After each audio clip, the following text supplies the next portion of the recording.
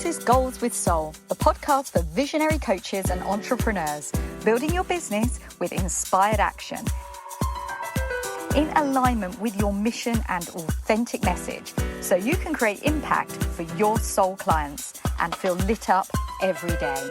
I'm your host, Jo Ingram, married mum of 3 daughters from London and a former ad agency director turned business coach and strategist. In Goals with Soul, we blend revenue generation with energetics, marketing strategies with pranic healing, and ambitious business goals with our soul's desires. If you're looking to build your business with less efforting and more ease, this is the podcast for you. Let's dive in. Welcome to Goals with Soul. I'm Joanna Ingram, and today we're talking about being a wealthy woman and making more money, holding on to more money, certainly as an entrepreneurial coach, a conversation that we can't avoid because ultimately money gives us the freedom to do our soul purpose work. Money gives us overflow to help us live an expansive life, but also money can hide an awful lot of truth about the way we feel about ourselves. And you know, if you've been in the self-development space for more than a minute, you'll have, of course, equated the idea of your money mindset being something that you've carried with you, not just something that's appeared overnight the day you decided to set up your own business. And that's why I am so excited today to introduce my guest to you. Catherine is someone that I've been talking to and asking her to come on to Goals with Soul for a while. It's taken a while to set up, but boy, am I happy that it has happened today, because the interview and the information that she shares within it are just something that takes it to a real level of clarity around why we get so stuck, either not being able to receive money or in many cases not being able to hold on to it. Catherine Morgan is an award-winning entrepreneur and certified financial coach. Her Amazon #1 best-selling book is It's Not About the Money, and it offers a trauma-informed psychological approach to money for women and girls. She's founder of the Money Panel and Money StoryTypes and leads the Financial Coach Certification Program. She's on a mission to increase financial resilience for 1 million women for greater financial equity. She's been featured as one of the top 32 female entrepreneurs to look out for in Business Leader and featured in Forbes, Grazia, Meta, Amazon, The Telegraph, and more. Today, we're going to talk about those traumas that affect our approach to money, financial resilience, financial identity, and even strategies that can help us feel more deserving of making more money. Let's dive in. Catherine, welcome to Goals with Soul. Thank you so much for having me. It's a pleasure to be here.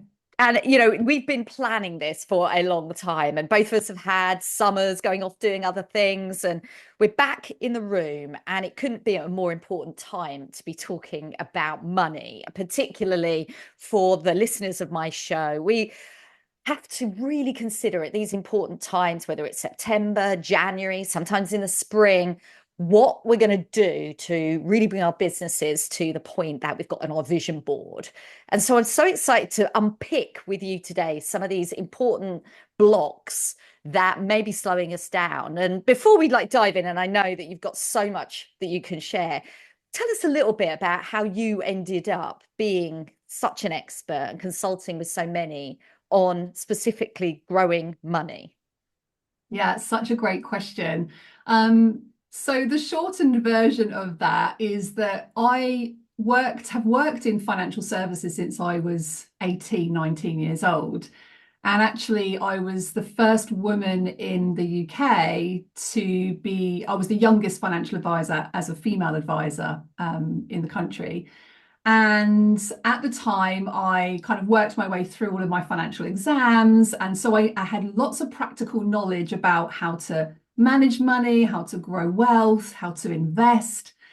And I wasn't doing any of it myself. And I essentially lived in this deep sense of shame and guilt around not having a very good relationship with money myself. And the journey for me was super interesting because as I was a financial advisor and I was giving everyone advice on those aspects of money, and because of being a financial advisor, you can imagine the shame associated with that. And actually, I had a really significant moment in my life. It was in October 2013, and my second son at the time was just 5 weeks old. And on this particular day, it was the 1st of October, I had a friend coming over to my house, and I was on maternity leave from the bank. And she'd come over to have these like baby hand casting sessions done where you put the baby's hand in some like clay and it creates this beautiful mold. And as she arrived that day, we'd had a really disrupted night with Thomas. He wasn't feeding properly, didn't really want to sleep. He was kind of making these really odd grunting noises when he was sleeping. And so as she arrived, I was pretty exhausted as a mum. And I got my eldest son, who was 2.5 at the time, off to nursery, and she came over. And as the morning progressed, Thomas's health and condition just deteriorated. And within 3 hours, I was on the phone to my GP saying, I'm worried about my son. Can I bring him in to come and see you? Now, just to put this into perspective, I'd just come out of hospital when he was born, where we almost lost him. There was a 50-50 chance that he was going to survive at birth. So I was kind of already on a little bit of tender hooks as to what was going to happen, but also feeling like maybe I'm being a bit, overzealous, or maybe I'm over worrying as a mum. And so I picked up the phone and I phoned the GP and I said, look, can I make an appointment for this afternoon? So I made this appointment. And then within 20 minutes, I rang my friend who's a nurse and I said, I really don't think he's very well. And as I picked him up out of the Moses basket in the bay window, I undid his baby grow, and his hands and his feet were freezing cold like ice. And I said to my friend, I'm just going to take him straight down to A&E. And so I jumped in the car, I rang my husband, I said, I'm going straight down to A&E, can you meet me there? And within 10 minutes of arriving in hospital, the doctors put me on a wheelchair. They put Thomas in my arms and they wheeled us into resuscitation. And suddenly Thomas's skin became very mottled. And we had about 15 doctors swarming around the beds. And later that evening, as we sat in hospital with him, we were told that he may not survive through the night. And that journey for me is, as I was waiting with him in hospital for 2 weeks, he was actually diagnosed with sepsis and then bacterial meningitis. And as I sat in this hospital, I was hearing so much jargon around Thomas's condition, around sepsis. I was like, what the hell is sepsis? Like, I think I know what it is. I'm frantically Googling it.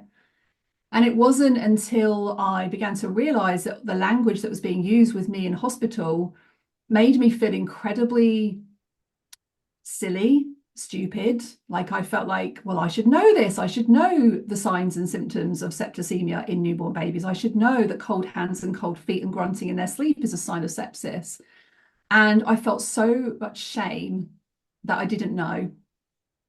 Now, 6 months later, he fully recovered. We were very, very fortunate. Fully recovered. I went back to work and I sat in the bank and I had this lady come in to see me, and she just lost her husband. And she came in with all this financial paperwork. She had no idea what pensions meant, what these individual shareholdings meant. She had no idea. My boss at the time was clobbering me over the head for, how many products can you sell in your meetings today? And I came out of this meeting with this lady. I sold her no financial products. I helped her sort out all of her financial paperwork. And it was like a light bulb moment for me that I realized that people carried so much shame around money because they don't understand the jargon that is used in financial services. And financial services make a lot of money by keeping us ignorant around financial education. We know that I would suspect most of your listeners had zero financial education growing up in school. And so I resigned. I resigned from my job. I started talking openly about my relationship with money as an advisor. I had £30,000 worth of debt at the time. And over a period of time, through personal development work, I completely transformed my relationship with money. I made my first million by the time I was 40. And my ability to hold money was the thing for me. I could make money really easily. And I'm sure some of your listeners will resonate with this. No issue with making money. Holding it was the challenge for me because of what money meant. And so money for me was greedy. It was icky. There was shame attached with having money. And so every time I received it, I would get rid of it as quickly as possible. because of the meaning that I attached to money.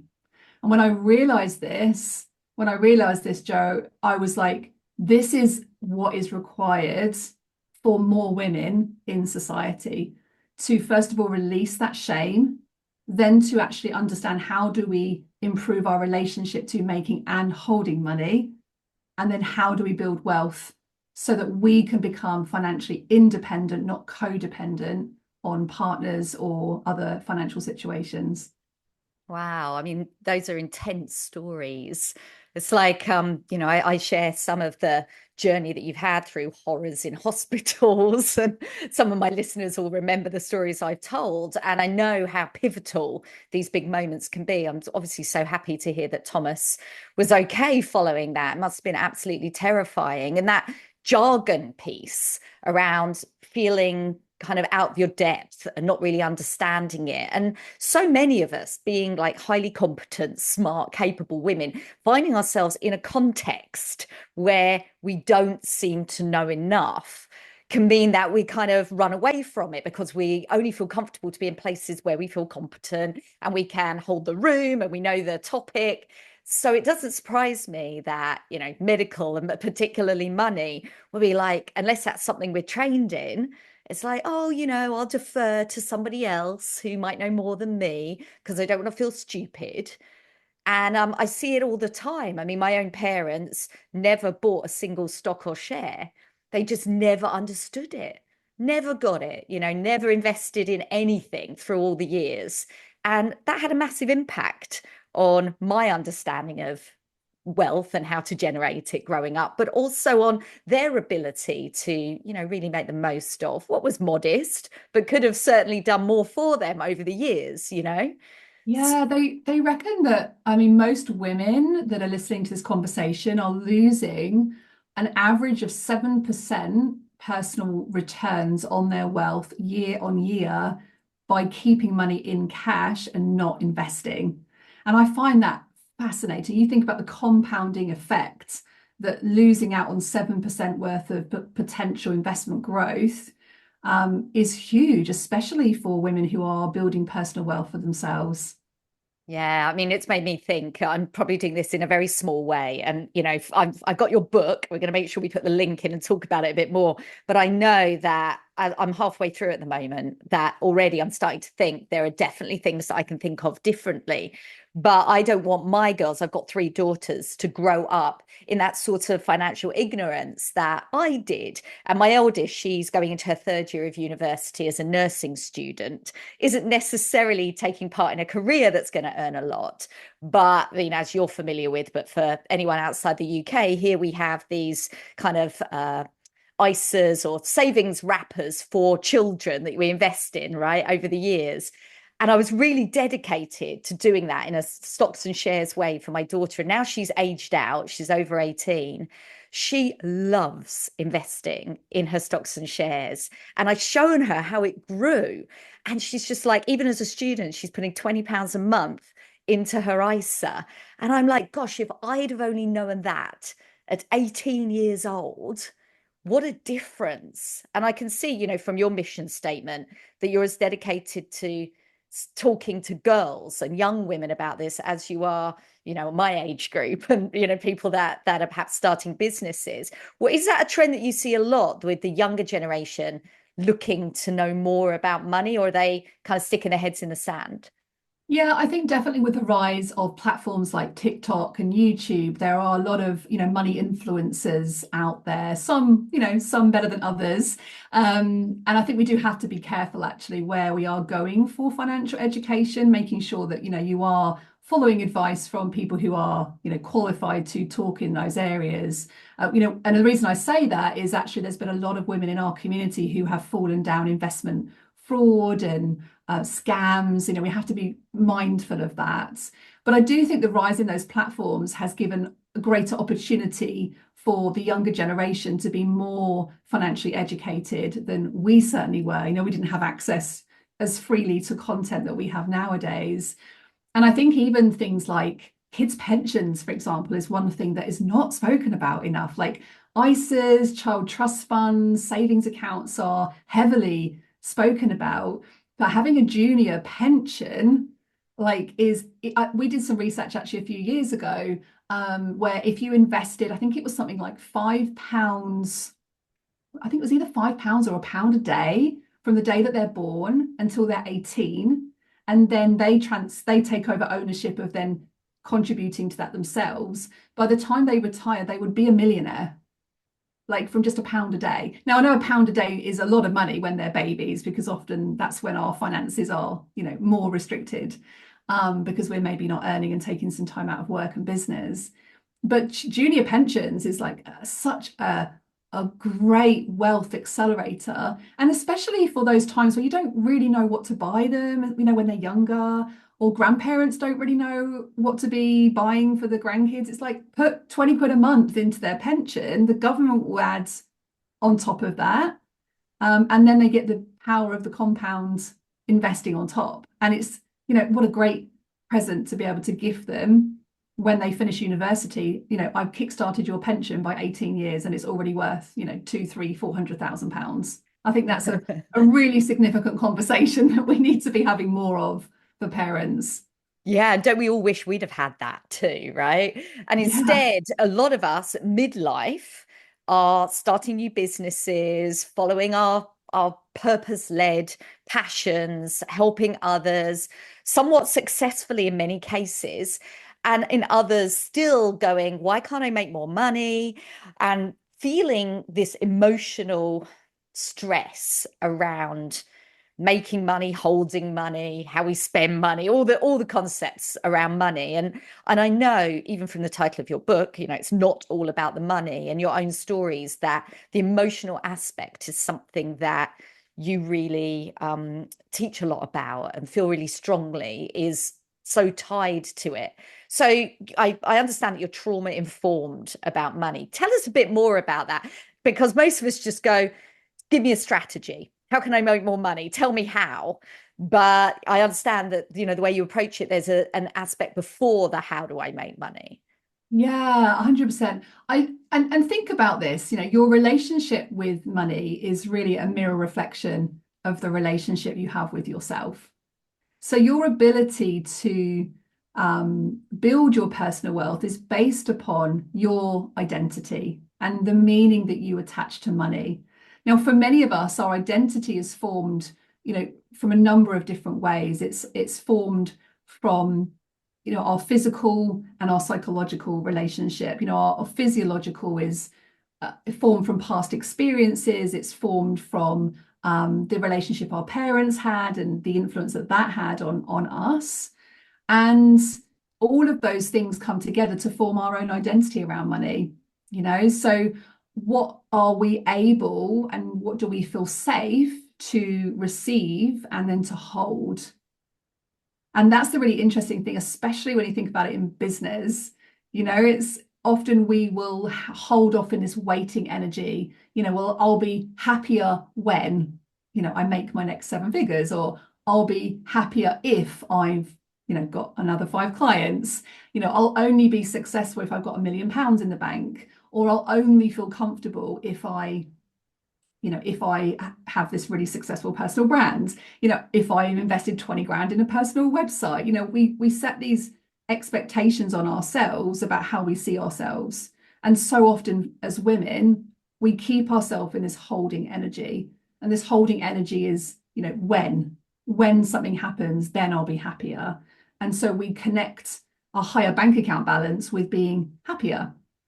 And actually, there's a lot of research that shows in the US, particularly if you earn over $78,000 a year, you're no happier than if you earned, that's the kind of tipping point, because that kind of level of wealth means that you can be saving, you can be investing, you can be living a really good life, without burning out, without affecting your health, without being stressed. And the nervous system, the way that our body responds to wealth is so interesting. You think about the times when you have looked at your bank balance, or you're thinking about your revenue in your business, or you're having to make a big investment, or you're taking on a new team member, you get a physical reaction in the body. And that physical reaction is a sense of your identity and what you feel comfortable and what you feel safe around with money. So when we talk about identity work, very often we do a lot of work on the physical. We do a lot of work on just tell me how to find new clients, or tell me how to work with higher ticket clients, or we focus on all the practical things, but we don't focus on we have to become comfortable and safe to be able to recalibrate with that level of wealth before we can actually feel safe to receive it. And this is why a lot of people will, they'll put offers out there and they'll say, right, I'm going to increase my prices to 5 grand, and then no one signs up because their identity has remained in the old version of how they feel about receiving that £5,000. So we kind of place these energetic income ceilings or wealth ceilings on ourselves, which then means that the body doesn't feel safe to receive it, which means that we then behave in a place of scarcity or fear. And obviously, when we make decisions from a place of fear and scarcity, that fuels this not enoughness sense of self-worth with money. So it's really about detaching our sense of identity away from money, because who you are isn't how much money is in your bank account. Yeah, I mean, there's so much there to unpick, and everything you said really resonates with me. Like, there's no disputing the reality of the identity piece. I remember about 7 or 8 years ago, I moved house and I was living in a kind of quite up and coming part of London, but still a bit gritty. And I'd lived there for a lot of years. And 7 years ago, we bought a much larger house in a very salubrious suburban area that was well sought after. And I remember leaving my old house and getting in the removal truck and driving, well, it was only a couple of miles apart, to the new house, sobbing my heart out. And I realized I was feeling like a sadness and a nostalgia for leaving a home that I'd been very happy in, and I'd raised my children to a certain age, but there was something more to it. I also felt a real deep-seated shame about leaving a kind of station in life where I felt really comfortable and suddenly transplanting myself into this kind of fancy area. Like, who did I think I was the thing. It was like, that's not me. I'm a person that, gets on and does cheap holidays and doesn't have fancy homes and this sort of thing. And there was a real identity crisis moving into that new home, leaving behind the friends in that old area. I wasn't leaving them behind. I mean, in fact, I'm seeing them on Saturday for book club. But it felt like emotionally, because I was moving, I felt like I was leaving behind something of myself, a part of my identity. And a lot of that was wrapped up in how I saw myself in terms of wealth and money. So, like that, when you carry that kind of thing, and I saw it in my business while I was working, to your point, with low ticket clients, de-energizing clients, and made a big part of my own transformation story. And my work is kind of adjacent to yours, in that when you want to attract premium clients, you have to position yourself in a premium way and believe it. And I have ways of doing that in messaging and positioning. And the way that you're saying it now, like believing that from a financial point of view and your worthiness, which is who you are, and therefore gaining money, gaining clients, having premium clients, great positioning, both of our areas, is a beautiful side effect of seeing yourself in a different way to some degree. And I think it goes hand in hand with that. In order to believe it, we have to become it first.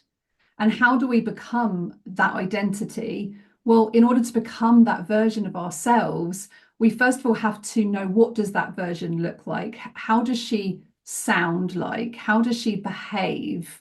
And we have to become that version of her. And we do that by, first of all, looking at our thoughts and our beliefs about who do we believe we are, like right now? Who is our sense of self? And what are the thoughts, what are the stories, what are the narratives that I hold about myself? Therefore, what are the choices that I am making? And based on our choices inform our behaviors. And so our behaviors then inform our experiences, and our experiences inform our emotions, and how we feel then goes right back to how we think about ourselves, right? It's like a loop.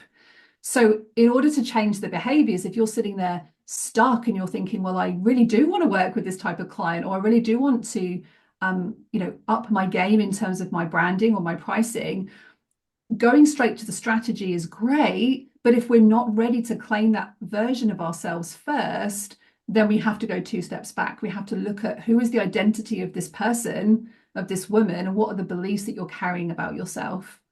And your whole first section of your book is entitled Deserve, and you used the word receive before. I think that that's one that really touches me, the word receive, Mm. because so many women I work with, women in my community, myself, my friends, maybe even you to some degree, came with a story of not being able to receive very well, receive help, receive support, receive money, because we're just too used to struggling or doing things for ourselves or doing things the hard way or working too hard or over efforting or being the rock of the family, so on and so forth, until we get into a state where we can't receive we block receiving.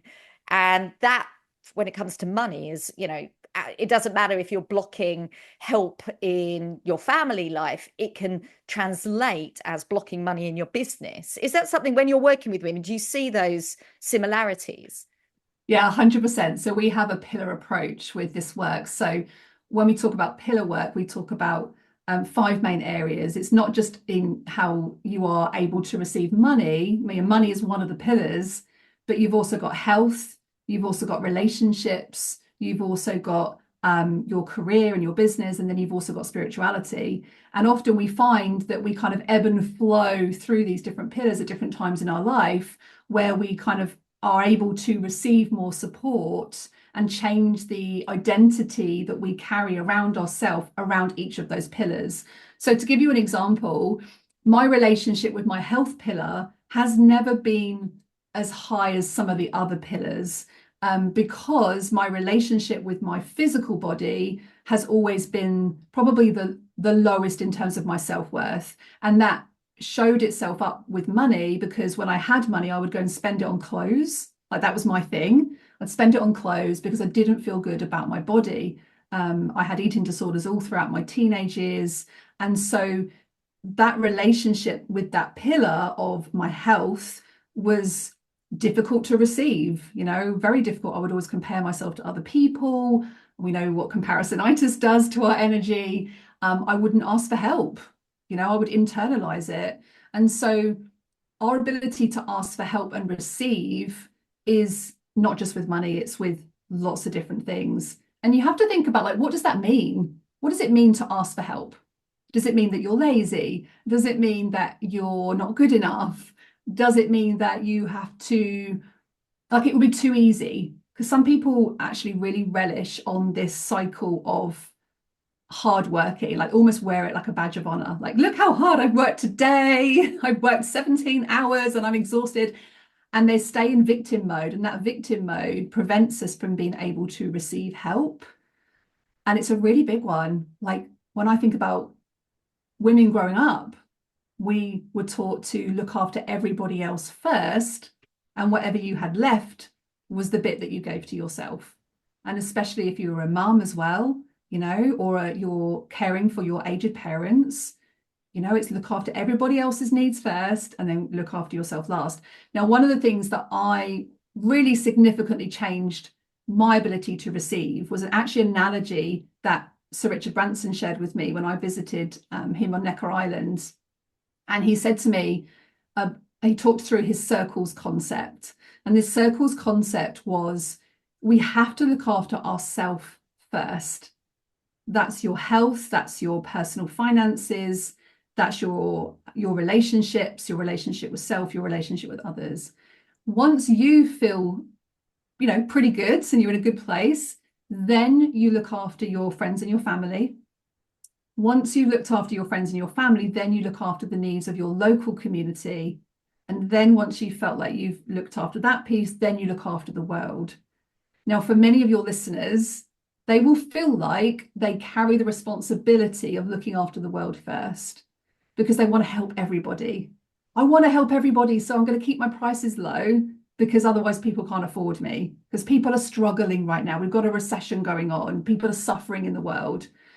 And so for me, that analogy, for whatever reason, whether it was just timing of hearing that message or for what was going on for me at the time, I was like, I'm working on the universe and the world first. Well, what about my needs? And what about my family's needs? And what about my local community needs?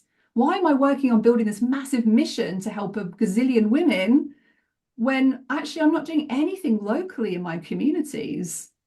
And it really helped me to kind of get rid of some of that load of responsibility that we feel in our bodies and our nervous system, where we feel like we have to look after everybody else's financial needs.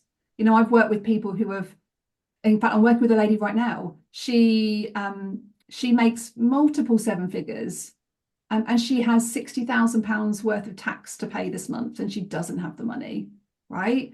Now, on the surface of things, you think, well, you know, she's very successful. She's making multiple, you know, tens of thousands per month.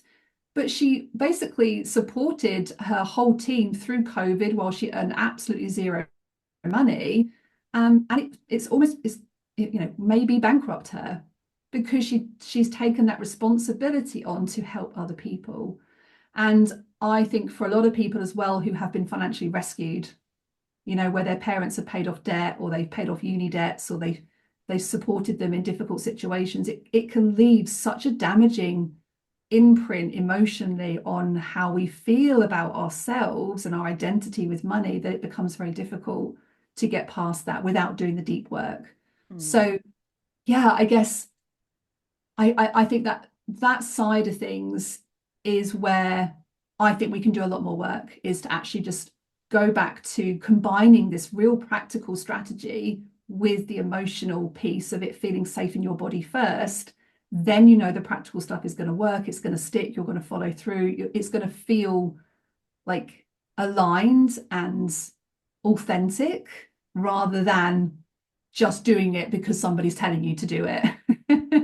100%. You have to really, really feel it to be aligned, to feel it's integrated. Your nervous system is calm to make something stick.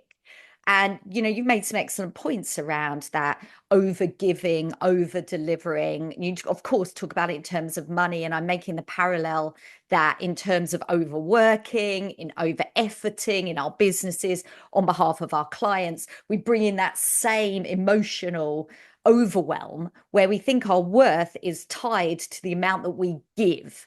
And I'm not talking about giving in the sense of, you know, being charitable and being a generous person. I'm talking about over giving, over efforting to a point where you suffer, like you said, with your health or, you know, financially or in any other way for your relationships, and not actually gaining anything, not even helping the people that you intend to help. And this is the paradox that's so interesting. Whenever I work with a client who's over delivering and over giving, and we actually look at how appreciative and how valued that is by the person on the receiving end, 9 times, if not 10 times out of 10, we actually find that they're not appreciating it at all. They continue to be in victim mode or become codependent. And actually, you're creating a problem, not just for yourself, but for the person that you intended to help. And I'm sure exactly the same when you financially help others out, that you disempower them from finding solutions. Yeah, it's a really valid point. I'm so glad you said that because in a lot of the work that you do with your clients, listening to this, you'll feel a real deep sense of responsibility. And actually, sometimes when we try and rescue our clients by overgiving or not having strong boundaries or people pleasing, is we are disempowering our clients by taking on their responsibility. And, you know, all of these pattern recognitions, you know, overgiving, saying yes to too many things, people pleasing, undercharging, undervaluing yourself, these are all trauma responses. And a trauma response is not just the obvious things. People think that trauma is, you know, PTSD or things that happened when, you know, we've had soldiers fighting in the war or people that have had significant high big T traumas. a trauma is just a disruption to the nervous system. It's where the nervous system doesn't feel safe. And so, how do we know if we've got trauma around money? Well, actually, if you're saying yes to too many things, if you're avoiding financial conversations, if you're overgiving to the detriment of your own needs, if you're overgiving your time or undercharging, these are all trauma responses. They're fawning. It's a psychological response of fawning, and it's very prevalent, especially in women. And so, actually focusing on a trauma response to money and understanding that it's okay to be aware of those things. And in order to heal those trauma responses, we have to do the body work. We have to help to support the nervous system by rewiring beliefs, by rewiring experiences. We do this in our business through many different methods, but they're trauma-based therapies, which essentially rewire it in your body and in your brain. And it's very deep unconscious work.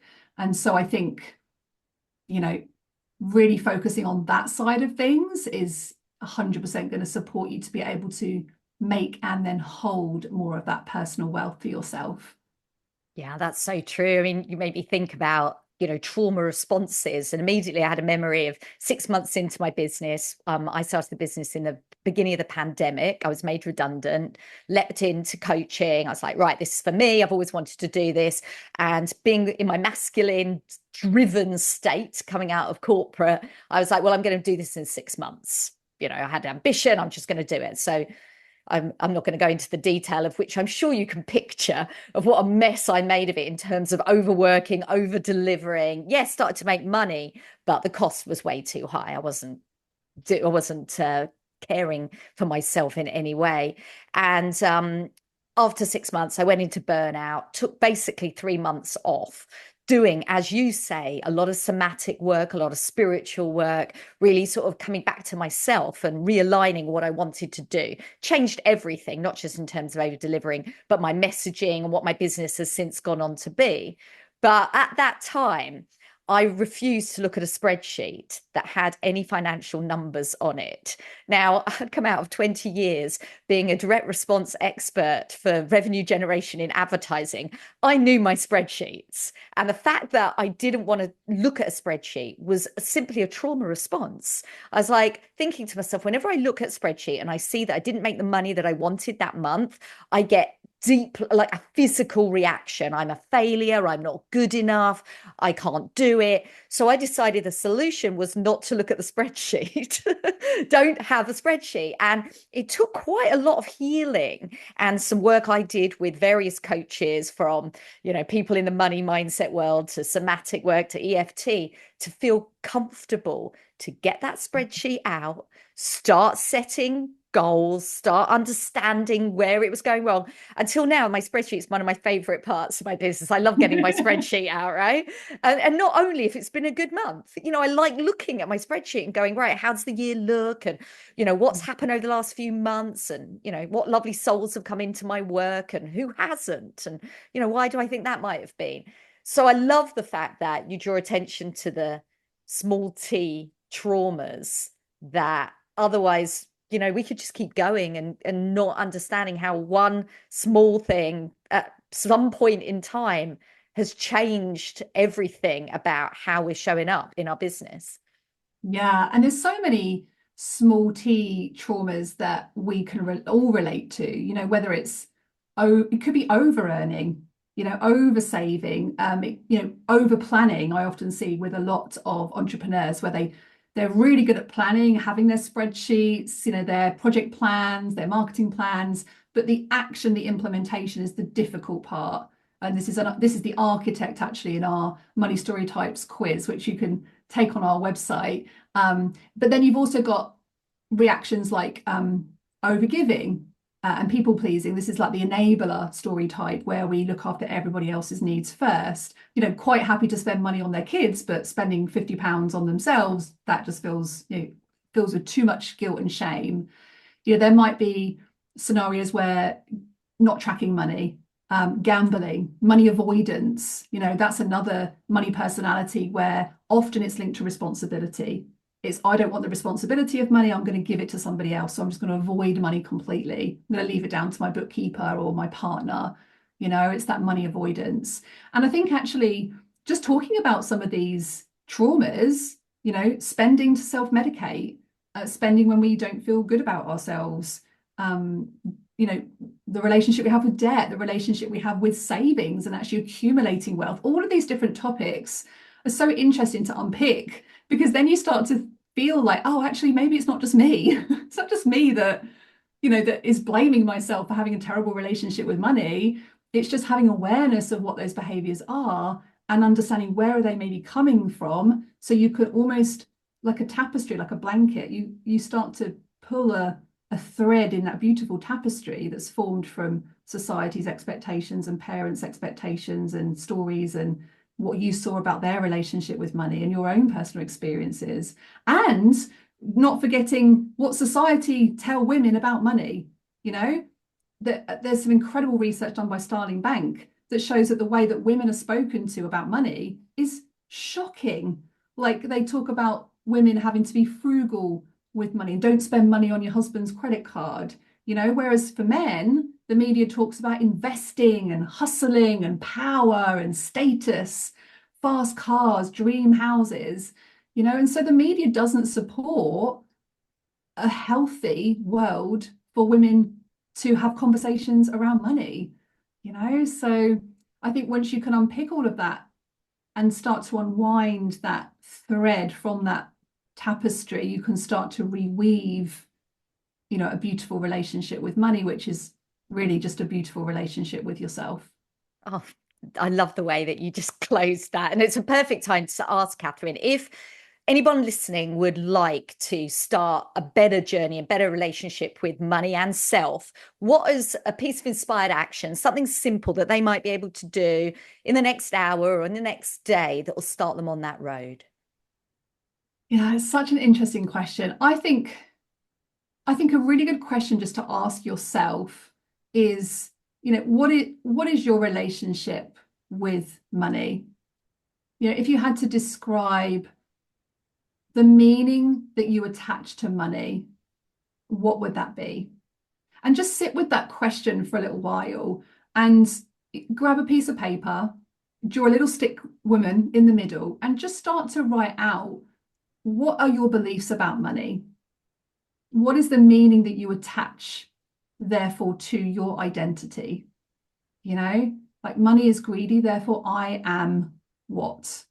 And if you can come up with your I am statements, they are like the gateways. They're like the little golden nuggets. If you can get to the I am statements, that's when you're directly connecting, your unconscious is directly connecting money to your identity. And honestly, that one exercise can really set off some light bulbs for a lot of people to better understand why they are in some of these patterns. And awareness, as we know, is the first step to healing our relationship with money. Wonderful. And of course, you can also go on and take your archetypes quiz. And we're going to put the link to that in the show notes. Where else is a great place for people to get to know you or contact you online? Yeah, thank you so much. Either my YouTube channel, Catherine Morgan Money, or obviously you're a podcast listener, so my podcast, It's Not About the Money, but you can find all those links on the catherinemorgan.com website. And I'd also recommend Catherine's amazing book, It's Not About the Money, which can people purchase that from your website too? Yeah, it's on Audible. And also, if you go to the website, you can actually get a free copy of the book. We just ask that you cover the postage, which is about $4.99, and we'll actually post a free copy of the book out to you. Amazing. Thank you so much for joining us today, Catherine. It's been a really insightful, fascinating conversation. Thank you so much for having me. A huge thank you to Catherine for sharing her insights today, and you'll find all of her links in the show notes. Now, something I've really noticed at the start of 2025, especially in the networking groups I've been part of, is how often coaches and healers struggle to explain what they do in a way that actually attracts those high-level, soul-aligned clients they most want to work with. So if you've ever found yourself rambling when someone asks, "So what do you do?" or worse, watching their eyes glaze over as you try to explain, then I have something for you. Because the truth is, your work is incredible, but if you can't communicate it clearly and confidently, people might never get the chance to see the magic of what you do. Because the way you talk about your work determines whether potential clients lean in or check out. And the secret is, it's not about what you do, it's about the transformation you create. That's why I've put together a free guide called How to Create Your 30-Second Elevator Pitch, which walks you through step by step, crafting a pitch that clearly communicates your brilliance, positions you as that go-to expert, and really resonates with the clients who truly value what you offer and, of course, are ready to pay for it. So this isn't about sounding pushy or salesy. It's about making sure that the right people instantly understand the powerful work you do without losing your authority or that kind of unique edge that makes you you. So if you're ready to finally nail that elevator pitch that gets you noticed in networking meetings and attracting more aligned, high-paying clients, you can just grab your free copy now at joannaingram.link/elevator pitch. That's joannaingram.link/elevator pitch. You'll find the link, of course, in the show notes, but don't delay. Download it now while it's still available for free. And as always, have an inspired action week. Take care now. See you soon.